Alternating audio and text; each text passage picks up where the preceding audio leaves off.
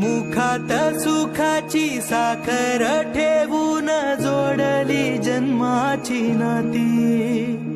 रामाच्या रूपात जपला माणूस मारुती रायाची छाती।